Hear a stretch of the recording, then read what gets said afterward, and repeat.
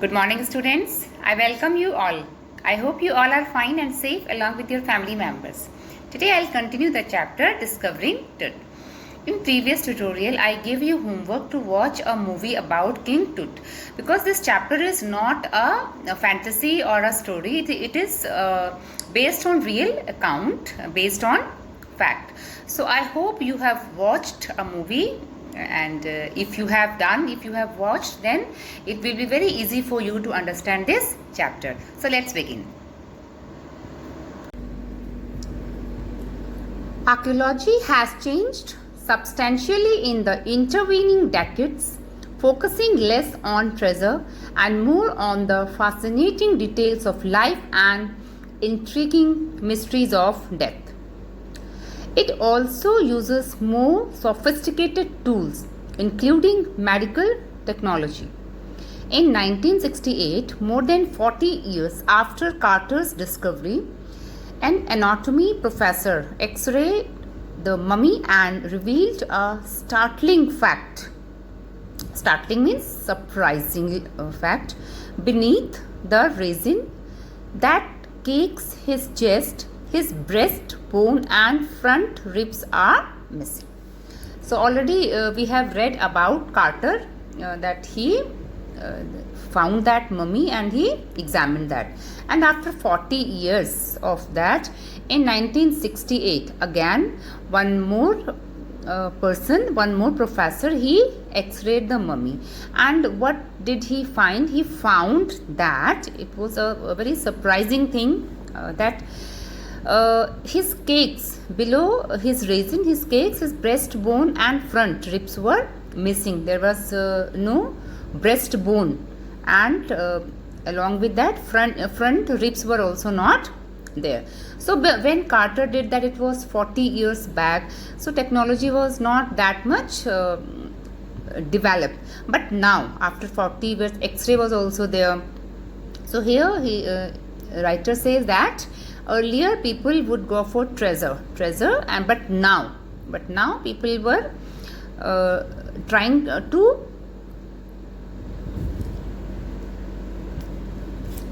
know about mysteries of death.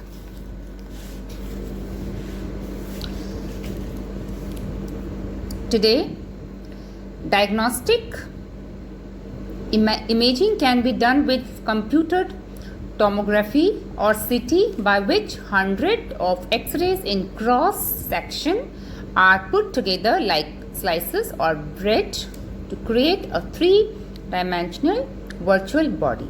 What more would a CT scan reveal of Tut than the X-ray? And could it answer two of the biggest questions still lingering about him? How did he die?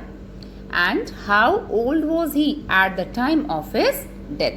So here writer says, when Carter examined that, he examined himself, but after 40 years with more sophisticated tools, again one professor examined and he x-rayed, and now it was in 2005-6, it was CT scanned, body was CT scanned.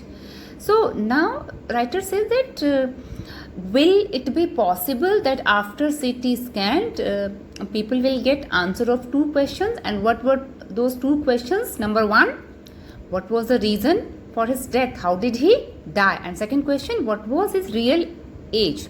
Was he really only 19 years old?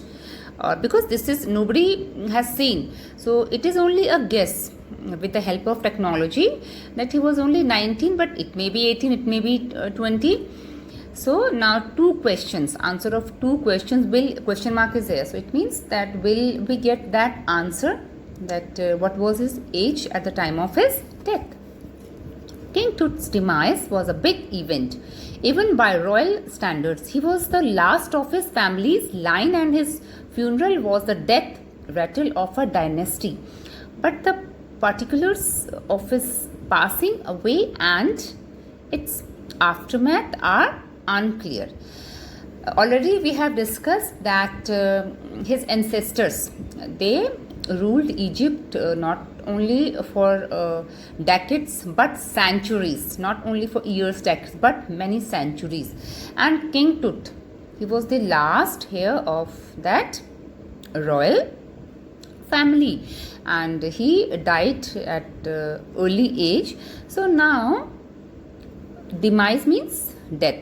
So this is the reason that his death was a big event. He was the last because he was the last of his family, and his particulars of his passing away and aftermath. Actually, things are unclear. Still, it is written, things are unclear. Nobody knows exactly what happened and what was the real cause for his death. But people assume. Some people say it was a natural death. Some people say it was because of malaria. And some people say it was not a death. It was murder. Amenhotep III, Tut's father or grandfather, was a powerful pharaoh. Pharaoh means king. So now this is description of family, who ruled for almost 4 decades at the height of the 18th dynasty's golden age. His son Amenhotep. So now Amenhotep III, it was he was grandfather, and after that Amenhotep IV. These are the grandfather and father of this king Tut. Succeeded him and initiated one of the strangest periods in the history of ancient Egypt. The new pharaoh promoted the worship of the Aten. The sun disk changed his name to Akhenaten, or servant of the Aten, and moved the religious capital from the old city of Thebes to the new city of Akhetaten, known now as Amarna. So now, when after grandfather of Tut, his father became Amenhotep. After Amenhotep III, Amenhotep IV became succeeded, means now he became king. So he changed many rules about worship. He changed, and even he changed his name also, and he called to himself servant of Aten, and he changed capital also, religious, from the old city of Thebes to the new city of Akhetaten, now known as Amarna.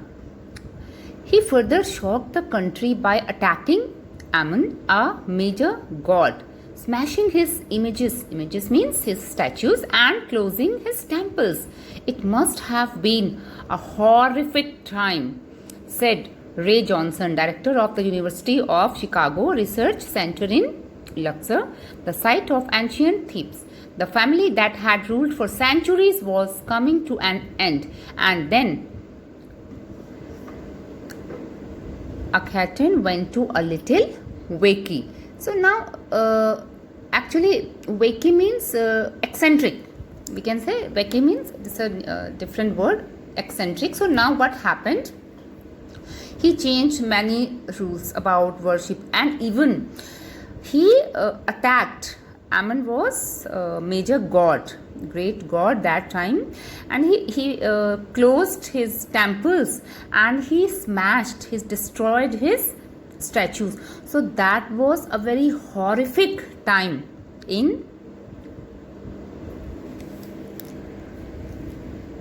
Egypt. And who has said this? It is said by Ray Johnson, who was from Chicago University, director of Chicago University. So he has said this, that was a very difficult time, very horrific time for that place, that Egypt, and the family that had ruled. And this was the reason, maybe this was the reason, that the family that had ruled for centuries, it was coming to its end, and its king Akhenaten went a little wakey. Wakey means in Sanki, you can say in Hindi, and eccentric. Different word for this is eccentric. So that king was little eccentric. And who was he? He was father of King Tut.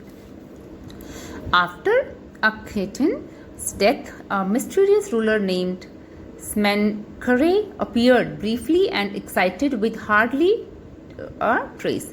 And then a very young Tutankhamen took the throne, King Tut, as he had widely known today. The boy king soon changed his name to Tutankhamun, living image of Amun, and oversaw a restoration of the old ways. He reigned for about 9 years and then died unexpectedly. So now after this to Amenhotep, one more king was there. His name was Smenkhare. But after he appeared for a very less time, and then after that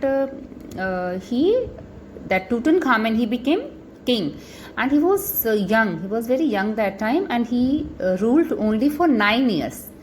And after 9 years, he changed his name Tutankhamun, living image of Amun. Amun, who is Amun? We have in previous paragraph we have read about god Amun, whose images were destroyed by Amenhotep IV. So now again this King Tut, he changed his name to Tutankhamun.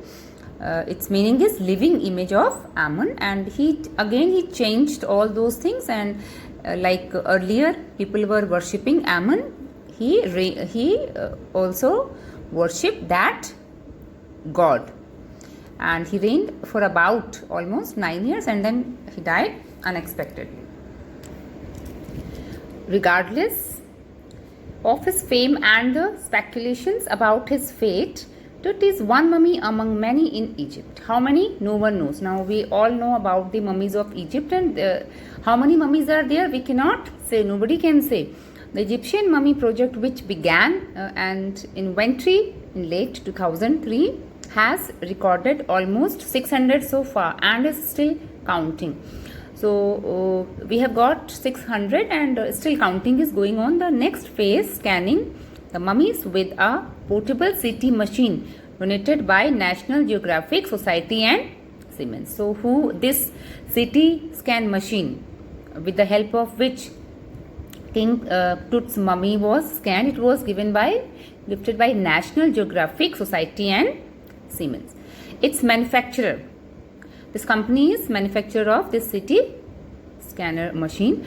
King Tut is one of the first mummies to be scanned, in death as in life, moving regally ahead of his countrymen. So King Tut's mummy, it was among the first mummies.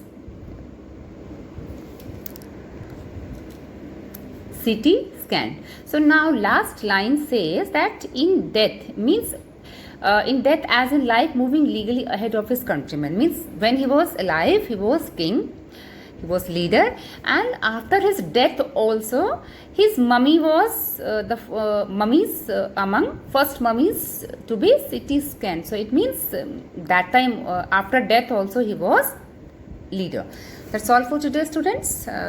Today's homework is read this chapter carefully and try to find out answers of given questions.